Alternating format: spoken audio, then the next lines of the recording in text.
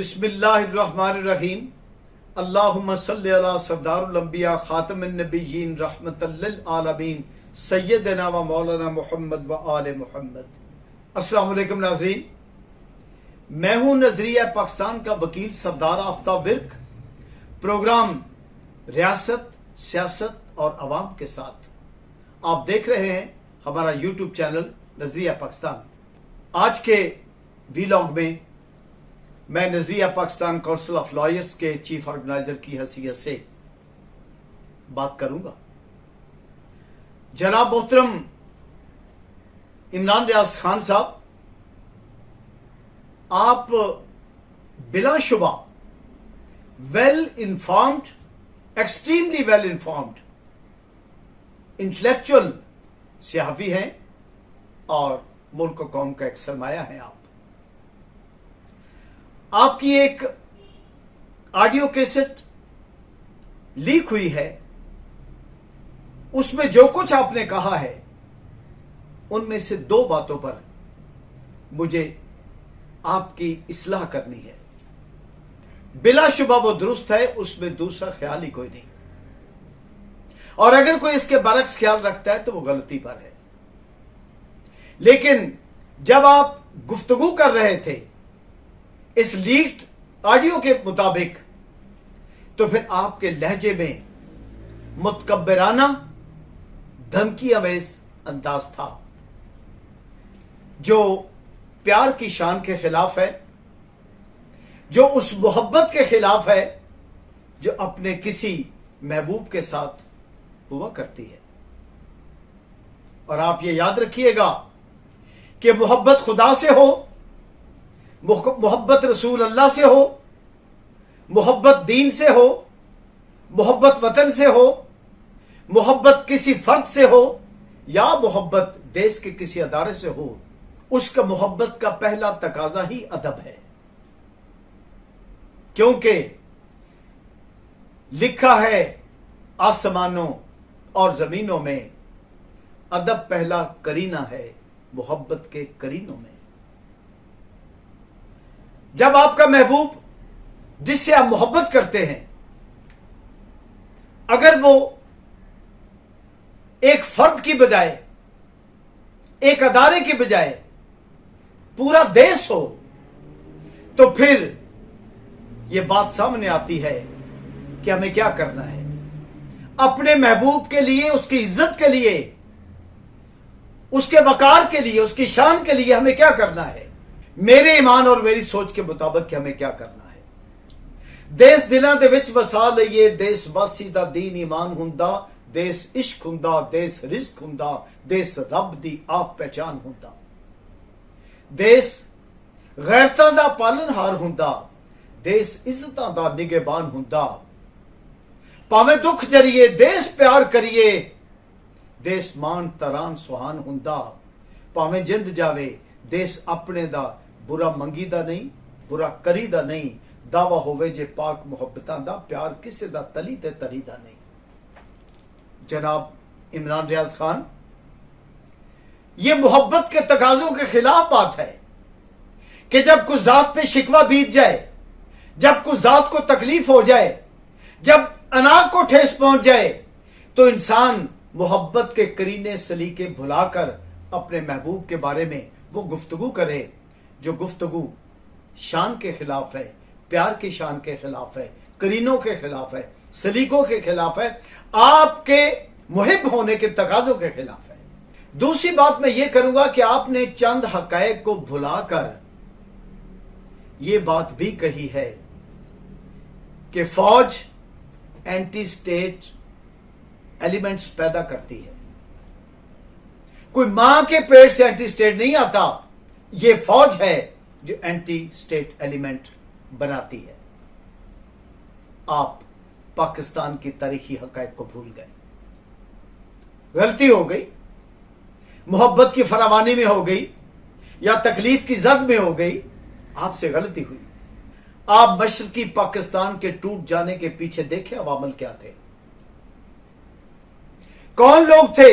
शेख मुजीबुर रहमान के अलावा हिंदुस्तान की पूरी ताकत थी, राह का पूरा मंसूबा था।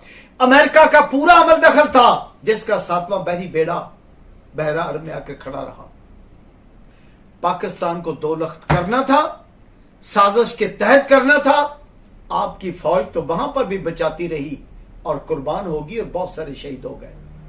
फिर 90 लाख फौजी आपके कैद हुए। आप फौज तो कुर्बानियां देती है। फिर फौज ने 1947 से लेकर आज तक अपनी कीमती जानें कुर्बान करके अपने बच्चे यतीम, अपनी औरतें बेवा, अपने बहन भाई और बूढ़े मां बाप बेसहारा करके आपके देश को बचाया है।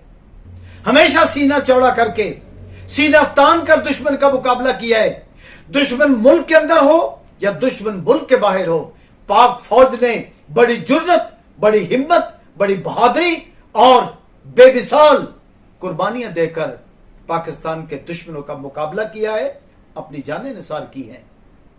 बलूचिस्तान के बागी सरदारों ने आजाद बलूचिस्तान की मुहिम चलाई, पाक फौज ने रोका। सिंध के जीएम सैयद ने सिंधु देश की मुहिम चलाई, पाक फौज ने रोका। कौम के गद्दार, इस मुल्क के दुश्मन अल्ताफ हुसैन ने राह के एजेंडे पर जनापुर बनाना चाहा, सिंध को तोड़ना चाहा, पाक फौज ने रोका। उसके अलावा जितने भी यहां पर सियाफी आए, जिन्होंने राह के एजेंडे पर खड़े होकर, जिन्होंने अपने आप को बेचकर, जितने भी सियासतदान आए, जिन्होंने अपनी जात के लिए, मफादात के लिए, कारोबार के लिए हिंदुस्तान के हाथों पाकिस्तान के मफादात को बेचा, पाकिस्तान की गैरत को बेचा, पाकिस्तान की आजादी को बेचा, उन सब का मुकाबला पाक फौज ने किया। और फिर मंजूर पश्तीन की तारीख देख लें, पश्तीन तहफ़्फ़ुज़ मूवमेंट को देख लें। मंजूर पश्तीन, मोहसिन दावड़, अली वजीर, ये वो लोग हैं जिन्होंने फौज पर हमले किए। ये वो लोग हैं जिन्होंने बड़े जरीले बयान दिए, जिन्होंने यहां तक करा कि बॉर्डर की तारें उतारकर फौजी जनरलों को बांध कर फेंक दिया जाएगा। आप फौज ने पैदा किए हैं? नहीं, ये वतन के साथ वतन फरोशों, जमीर फरोशों, वतन के दुश्मनों, बैरूनी और अंदरूनी दुश्मनों ने ये एंटी स्टेट लोग पैदा किए हैं, जो दौलत की बिना पर अपनी माओ, बहनों, बेटियों और धरती मां का सौदा करते हैं। ये वो लोग हैं। ये पाक फौज ने पैदा नहीं किया। पाक फौज इनको मिटाती है, बनाती नहीं। आपको अपनी फौज के बारे में ऐसे बदगुमान होकर ये अल्फाज अदा नहीं करने चाहिए थे। ये आपकी शान के खिलाफ बात कही है, उस मोहब्बत के दावे के खिलाफ बात की है जो आपने पाक फौज के साथ किया है। सुना है उसको मोहब्बत दुआएं देती है, जो दिल पे चोट तो खाए मगर गिला न करे। इमरान रियाज खान साहब, अजमत, इज्जत, वकार और शान महबूब का हक होता है, उस पर हर्फ नहीं आने देते। खुद उसकी जात का सवाल सामने रखते हैं। अपनी जात की नफी जब तक ना की जाए, मोहब्बत की पालना नहीं की जा सकती। मोहब्बत के आदाब को निभाया नहीं जा सकता जब तक इंसान अपनी जात की नफी नहीं कर लेता। वतन उस वक्त तक नहीं बचते जब तक वतन पर कुर्बान होने के जज्बे नहीं रखे जाते। माल, जान, औलाद जब तक कुर्बान नहीं की जाती, आपका तो ईमान ही मुकम्मल नहीं होता। कुरान पाक पढ़कर देख ले। लिहाजा अगर दावा है मोहब्बत का, तो फिर वही कहूंगा, दावा होवे जे पाक मोहब्बतां दा, प्यार किसे दा तली ते तरीदा नहीं। दीवे बाल के दिलां दे विच रखिए, सावें सारियां दे चानन करीदा नहीं। इमरान रियाज साहब, अल्लाह आपका हामी और नासर हो। हमारा आपका बहुत साथ रहेगा। हम सब ने मिलकर बचाना है अपने वतन को। अब एक बात मैं कौम के साथ मुखातिब होकर करने लगा हूं। जनाब, आज दो अदारे आपके सवालों की जद में हैं। एक पाक फौज का अदारा और एक मोहतरम अदलिया का अदारा। हमारी काबिल फख्र फौज पूरी दुनिया में जुर्रत, हिम्मत, बहादुरी और वतन की मोहब्बत पर मर मिटने वाली पाक फौज। हमारी फौज ने जो कुछ किया है सुनहरी लफ्जों के साथ हमारी तारीख में लिखा जाएगा। ऐ मेरे देश के लोगों, हमारी फौज ने जो कुछ किया है कौमी और बैनुल अक़वामी सतह पर और पाकिस्तान की सलामती के लिए, आपकी औलाद को एक बेहतरीन पाकिस्तान देने के लिए, आजाद पाकिस्तान कायम रखने के लिए हमारी फौज ने जो कुछ किया है उस पर फख्र किया करें। अगर आप उस पर तनकीद करेंगे तो याद रखना यह दुश्मन की साजिश है कि फौज के पीछे से अवाम को हटा लिया जाए, आपकी कौम को बदजन कर दिया जाए। जो भी ये बात पढ़ा रहा है, जो भी ये बात कह रहा है, वो वतन के साथ दुश्मनी कर रहा है। आप याद रखिएगा कि अगर फौज के पीछे से अवाम हट जाए तो कोई सवाल ही पैदा नहीं होता कि फौज कभी दुश्मन का मुकाबला कर सके। दुनिया की जिस तहजीब ने गलबा पाया है ना, इसी वजह से गलबा पाया है। एक तो उस तहजीब के पीछे नजरिए की कुव्वत होती थी और दूसरा उसके साथ बहुत बड़ी अस्करी ताकत होती थी। जब नजरिए की ताकत कमजोर पड़ जाए, जब अस्करी कुव्वत ना हो या जब इन दोनों में से एक चीज ना हो, तो फिर ना कोई तहजीब आगे बढ़ सकती है, ना मुल्क आगे बढ़ सकता है, ना मुल्क कायम रह सकता है। मुल्क बनने के बाद भी मिटते हैं, ये कानून कुदरत है और अल्लाह कभी इज्तिमाई गलतियों को माफ नहीं किया करता। आप इस इज्तिमाई गलती से हट जाएं, बाज आ जाए, रोक ले इस प्रोपेगेंडे को। ये हिंदुस्तान के नैरेटिव पर प्रोपेगेंडा किया जा रहा है, राह के एजेंडे का हिस्सा है ये।